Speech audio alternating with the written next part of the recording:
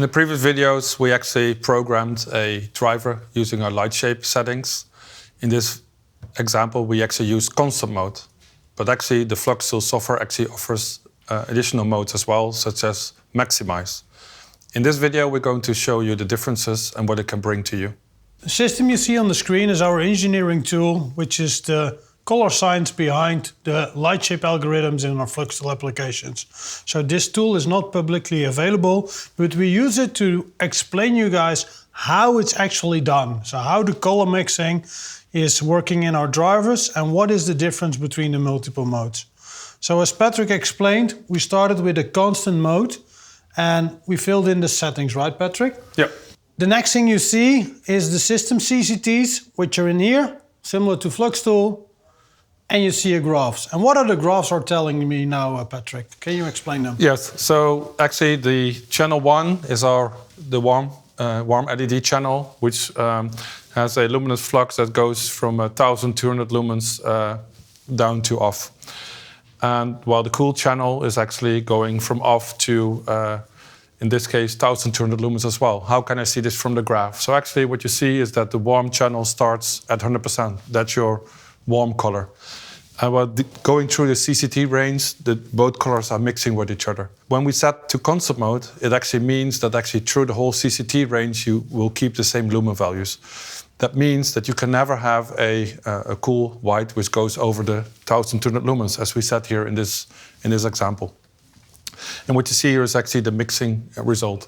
So, which means that actually at the coolest level, you will never reach a little bit less than 70% of the cool white channel. And that 70% corresponds then to 1200 lumens. Correct. Because the initial LED is 1950 lumens at 100% light output. Correct. So that's the way the driver is mixing then. And that exactly. That would mean that the sum of the two channels is never exceeding 50%, or never exceeding 100% in total. Correct.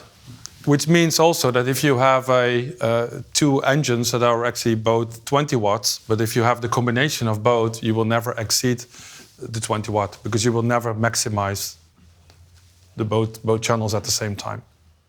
So imagine that instead of using the maximum luminous flux of the warm white, we want to use the maximum luminous flux of the cold white. In that case, I would use the maximize feature in FluxTool. Correct. And I would put the maximum lumen output to 1950 lumens as the total lumen output, right? Correct. So I would do that the same here in my engineering tool, and then the curve will look different. So we see the curve here has changed. Why has it changed? So it has now changed because actually you want to reach 1950 lumens from both light engines. So what's going to happen is at the warmest color, you only have 1200 lumens from the warm engine, and by changing the CCT, you're going to add more cool white to the color to create your mixing color.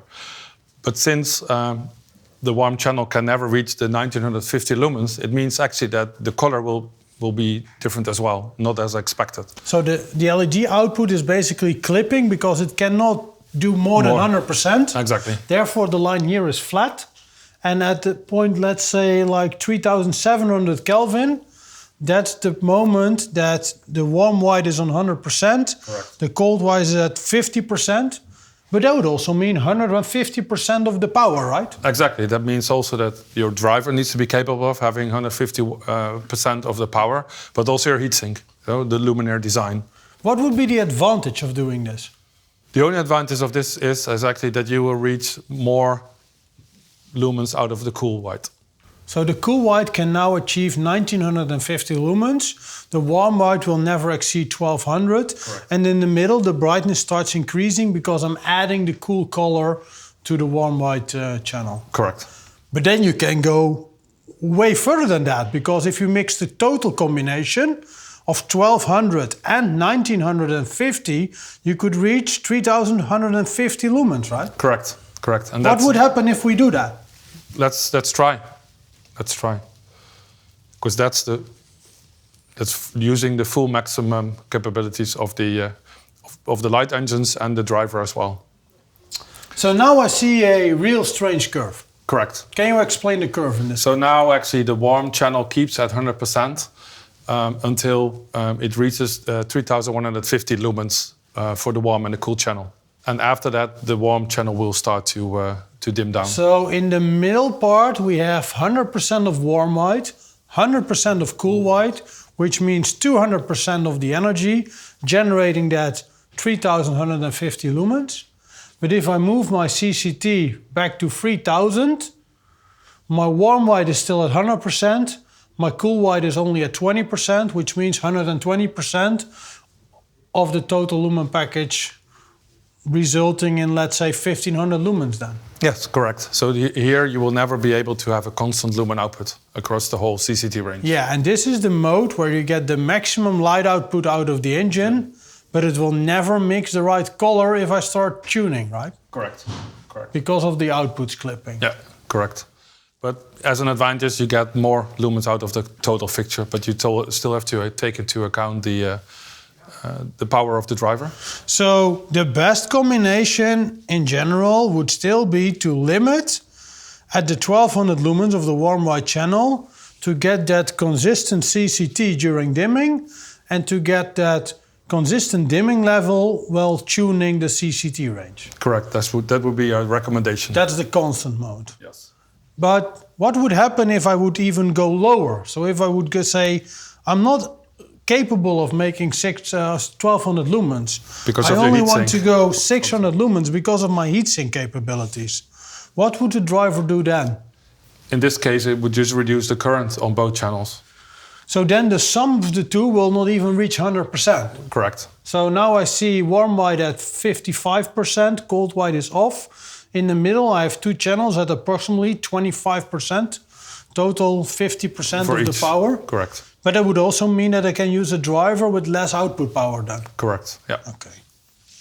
That explains to me. Then we still have that system setting where I can reduce the gamut. Correct. We can also show that part, I think. Yeah. So I've put it back into 1200 lumens, the typical starting point. But instead of that, I want to tune from 2700 all the way to 6500. In an office application, I'm only interested in the range between 3000 and 5000. Yeah, correct. So let me fill that in.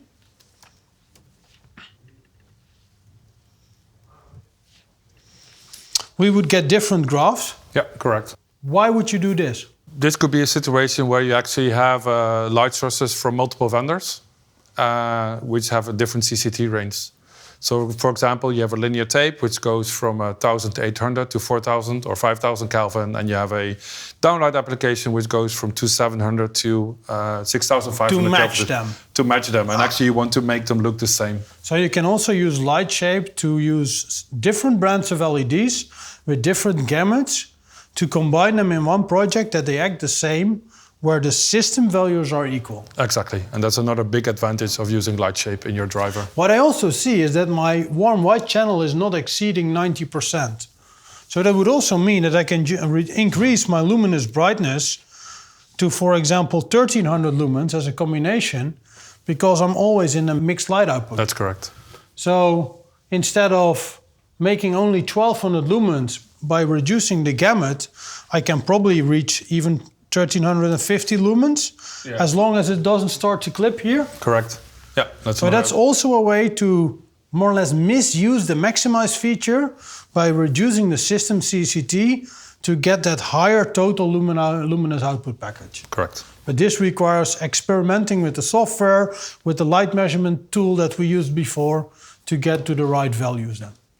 And if you would go onto the constant mode, you can never make a mistake because it is always limited in such a way that it will never exceed the power and it will get constant luminous light output. Yeah, correct.